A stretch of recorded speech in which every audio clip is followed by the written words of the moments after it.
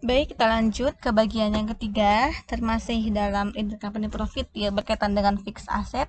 Jika minggu lalu kita sudah membahas tentang aset yang tidak disusutkan seperti tanah, maka pada kesempatan kali ini saya akan mencoba menjelaskan sedikit tentang intercompany profit yang berkaitan dengan fixed asset tapi jenisnya disusutkan. Untuk jenis fixed asset yang disusutkan ini sangat banyak contohnya seperti mobil, bangunan, peralatan dan seterusnya. Nah, perbedaan antara fixed asset yang disusutkan dengan tidak disusutkan itu terletak dari pengakuan realisasinya. Nah, seperti yang saya sudah jelaskan di awal, bahwa ketika aset tetap tersebut termasuk ke dalam non depreciable atau aset tetap tidak susutkan, maka di sini pengakuan release gain-nya pada saat perusahaan yang membeli itu sudah menjual kepada pihak luar. Tapi kalau sepertinya jenis asetnya itu depreciable yang disusutkan, maka si pengakuan release gain-nya itu pada saat aset tersebut digunakan oleh parent atau oleh subsidiarinya.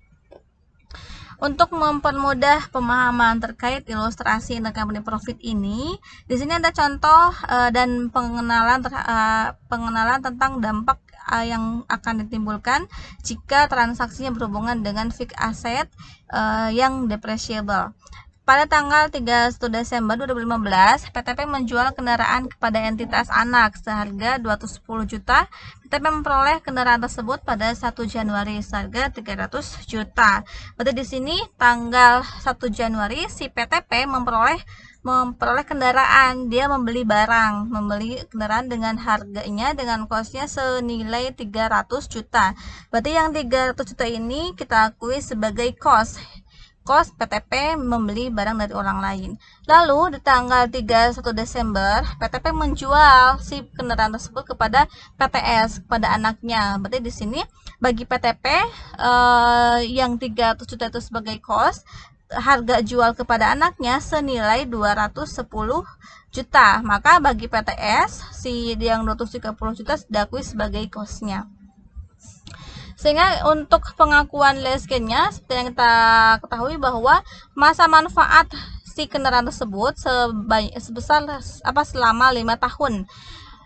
Berarti di sini jika si PTP membeli kendaraan pada tanggal 1 Januari 2014, maka kendaraan tersebut akan habis masa manfaatnya di 31 Desember 2018. Namun sampai tanggal 31 Desember 2015 ini si PTP malah menjual kendaraan tersebut, sehingga kepemilikan atau masa pakai yang dilakukan oleh PTP itu hanya berlangsung 2 tahun. Sehingga dari total umur manfaat kendaraan yang 5 tahun ini sudah terpakai 2 tahun, maka tersisa tinggal 3 tahun. Berarti berapa nih keuntungan yang diperoleh oleh PTP dengan dia menjual kepada PTS atas kendaraan seharga 210 juta ini?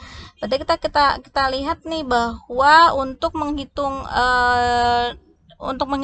adanya keuntungan atau kerugian, maka kita harus mengetahui book value atau nilai tercatat atau nilai buku dari si kendaraan tersebut. Nah, di sini kan ada harganya itu 300 juta. Lalu untuk book value-nya senilai 180 juta karena di sini ada akumulasi penyusutan sebanyak 2 tahun. Kita lihat bahwa untuk untuk menghitung depresiasi expense-nya dengan membagi antara 300 juta dibagi 5 tahun sehingga diperolehlah 60 juta per tahun. Karena si PTP baru menggunakannya 2 tahun, maka yang 60 juta per tahun itu dikalikan 2 tahun sehingga diperolehlah akumulasi penyusutannya 120 juta. Nah, untuk menghitung book value-nya itu dengan mengurangkan antara cost dengan akumulasi depreciation-nya. Karena cost di sini 300 juta dan tadi akumulasi depreciation-nya setelah dihitung 120 juta, maka book value-nya senilai 180 juta. Nah, ini juga bisa dikatakan nilai tercatat yang ada di laporan posisi keuangan atas kendaraan di PTP. Nah, pada saat PTP memiliki kendaraan dengan nilai bukunya 180 juta, PTP menjual kepada PTS harga 210 juta. Sehingga di sini ada keuntungan. Kenapa keuntungan? Karena nilai jualnya lebih besar dibandingkan nilai buku. Ada keuntungan sebesar 30 juta. Nah, tadi yang 30 juta karena PTP baru menyerahkannya pada tanggal 31 Desember, maka yang 30 juta diakui sebagai unrealized gain. Lalu kapan nih realized gain-nya diakui? Pada saat si PTS menggunakan kendaraan tersebut.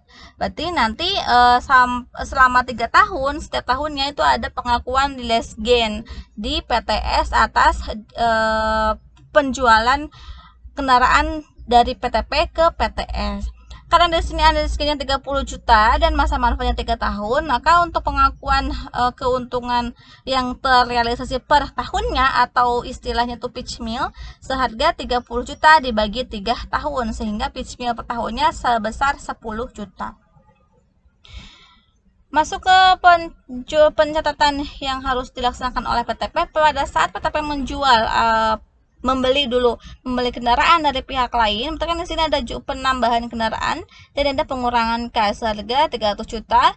Lalu setiap tahun otomatis si PTP mengakui adanya penyusutan senilai 60 juta dari perhitungan yang metode garis lurus. Lalu di sini ini perhitungan yang tadi ya, yang saya sebelumnya yang book value itu dari mana, ini perhitungan rincinya. Nah, lalu pada saat PTP menjual, berarti kan di sini PTP mengakui adanya penerimaan kas karena PTP memperoleh kas dari PTS senilai 210 juta.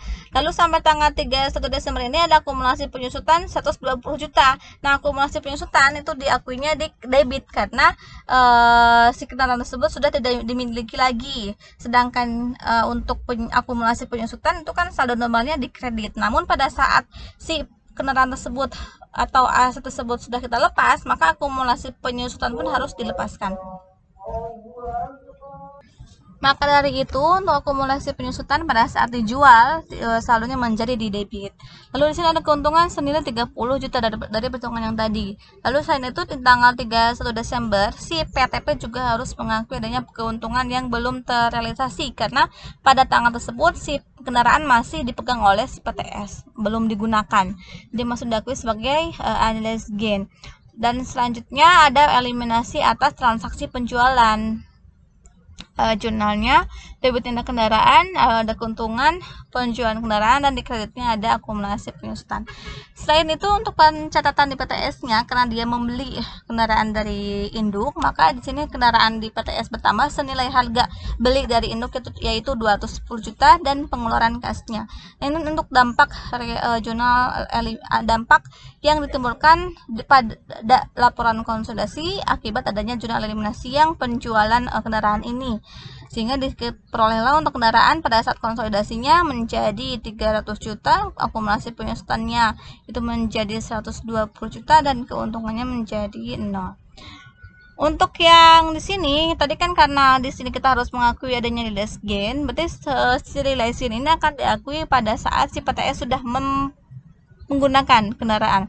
Di sini pada tanggal 31 Desember, berarti kan si PTS sudah menggunakan sama 1 tahun. Dan kita harus mengakui pitch meal atas penggunaan atau keuntungan per periode pada tahun tersebut. Karena di sini keuntungannya 30 juta dan masa manfaatnya 3 tahun, maka pitch meal-nya bisa dihitung dengan membagi jumlah unrealized gain dibagi masa manfaat yang akan diperoleh oleh si anak atau sisa manfaat si asetnya, atau juga bisa dihitung dengan menselisihkan antara depresiasi expense yang si parent dengan depresiasi expense yang si subsidiarinya. Di sini bisa diperoleh untuk depresiasi expense untuk di induknya 60 juta dan untuk di anaknya 70 juta. Nah, kita selisihkan hasilnya 10 juta, jadi sama saja. Boleh menggunakan tadi mau membagi dengan sisa masa manfaat atau dengan menselisihkan depresiasi expense. Lalu untuk yang selanjutnya ada pencatatan keuntungan yang tadi ini pada saat dampak yang ditimbulkan terhadap laporan konsolidasi yang atas adanya keuntungan yang terrealisasi tadi kan keuntungan yang terrealisasinya itu 10 juta, maka dampaknya menjadi seperti ini.